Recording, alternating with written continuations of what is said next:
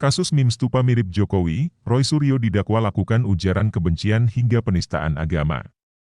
Tribunnews.com, Jakarta, mantan Menteri Pemuda dan Olahraga, Menpora, Roy Suryo didakwa melakukan ujaran kebencian, penistaan agama hingga penyebaran berita bohong terkait perkara meme stupa mirip Presiden RI Joko Widodo, Jokowi. Dakwaan itu dibacakan Jaksa Penuntut Umum dalam sidang perdana di Pengadilan Negeri Jakarta Barat, Rabu, 13 Oktober 2022. Kita mendakwakan Pak Roy Suryo dalam bentuk dakwaan alternatif, yang pertama Pasal 28 Ayat 2 Yungto Pasal 45 AUU No. 19 Tahun 2016 tentang perubahan UU No. 11 tentang ITE.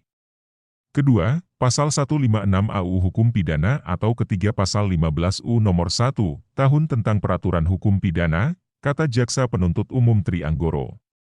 Adapun Pasal 28 Ayat 2 Yungto Pasal 45 AUU No. 19 Tahun 2016 tentang perubahan UU No. 11 tentang ITE tentang dengan sengaja dan tanpa hak menyebarkan informasi yang ditujukan untuk menimbulkan rasa kebencian atau permusuhan individu dan atau kelompok masyarakat tertentu berdasarkan atas suku, agama, ras, dan antar golongan, SARA.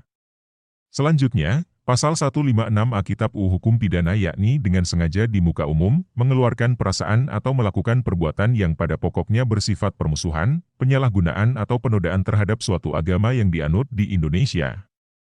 Kemudian, dakwaan ketiga yakni Pasal 15 UU Nomor 1 Tahun tentang Peraturan Hukum Pidana soal menyiarkan kabar yang tidak pasti atau kabar yang berkelebihan atau yang tidak lengkap, sedangkan ia mengerti setidak-tidaknya patut dapat menduga bahwa kabar demikian akan atau mudah dapat menerbitkan keonaran di kalangan rakyat.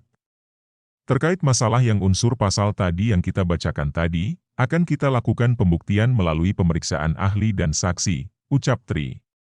Ancamannya 5 tahun penjara maksimal, sambungnya.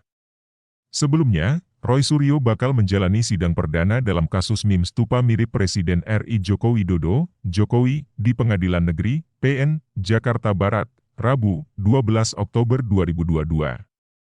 Adapun sidang ini digelar setelah berkas perkaranya dilimpahkan ke Kejaksaan Negeri Jakarta Barat.